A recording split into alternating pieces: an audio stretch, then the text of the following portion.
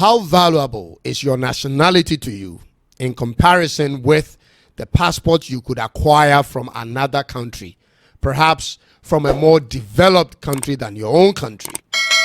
This is a Ghanaian man who has relocated to the Netherlands and has worked his way to attain Dutch passport or Dutch citizenship. He works as a janitor in Netherlands, which I have no problem with, and has 2 kids.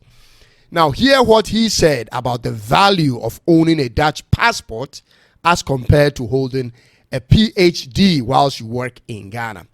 Emphasis is on working in Ghana. Take a listen. Me, Holland, degree my passport 20% go US, and I'll pay ya me 30 kick per me. What PhD? Ya when you visa cra, me no go US. You do US. Lie me me different chain line will be dim because of this passport. See passport we a valuable chain PhD. I will go any university be our Ghana. Cheers. He has started a conversation that's way deeper than many have reduced it to.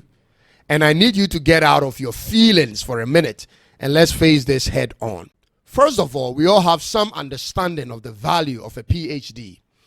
It is a height of academic achievement which less than 1% of the world's population will ever experience. It's about research and publications and sometimes lots of field work, specializing in a particular area. It should therefore be treated with the needed respect, ladies and gentlemen.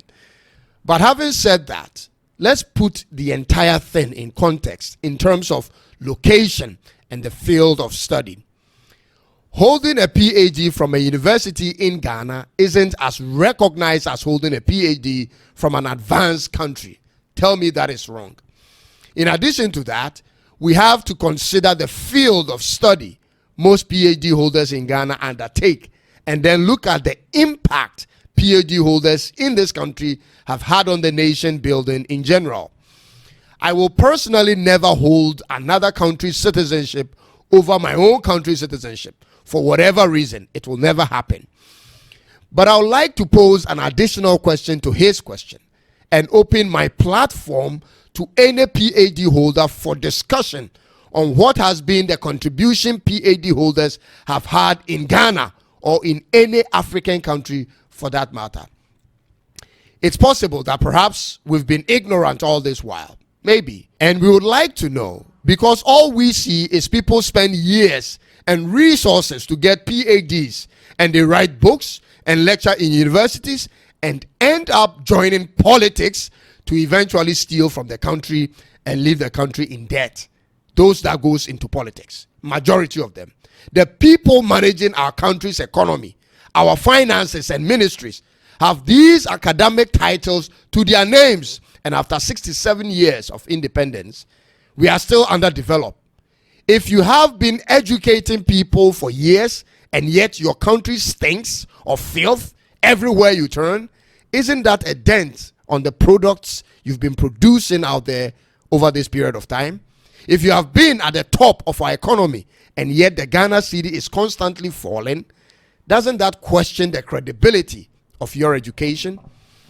We cannot solve malaria problems, ladies and gentlemen. We cannot make Accra clean. We cannot solve electricity problems. We cannot resolve our water challenges. We have great Ghanaian PhD holders who seem to work and achieve greatness overseas, but cannot transform our system when they come back. Whose fault is it? People have invested time and resources into getting PhDs in areas that are literally not changing anything in Ghana. And these are the majority of our PhD holders. The man may be a janitor, which doesn't require much training, but that's not robbery, ladies and gentlemen. He's living a way better life than many PhD holders working in Ghana. At the end of the day, we all have 80 plus years to live if you are lucky, and that's it. You're out of here. The man has made his choice. If he cannot get a PhD, he can certainly get an additional passport that will allow him free movement, something he cares about. And to do that actually doesn't come cheap. I've done an episode on Africans who have died on the Mediterranean Sea and others who have died on the Libyan desert in search for a better life in Europe. I don't know how he managed to get there, but that's the price he had to pay to put himself in a position to receive a Dutch passport. Today, if you ask African youth, where would you rather live, Europe or Africa? The answer is obvious, even for a PhD holder. What is the minimum wage of a PhD holder in Ghana? And are they able to afford a home and live a decent life outside of joining politics? This is what I'm saying, ladies and gentlemen. You paid the price academically, and he did it physically. I'm therefore throwing this challenge to any PhD holder in Ghana or from any African country. Choose your topic. Let's do an episode how your PhD has helped your country or your personal life working in your own country, especially working in Ghana. Thank you for taking time to watch today's episode, and be kind to subscribe, follow, like, and share. And remember this, I'll be waiting to hear from you.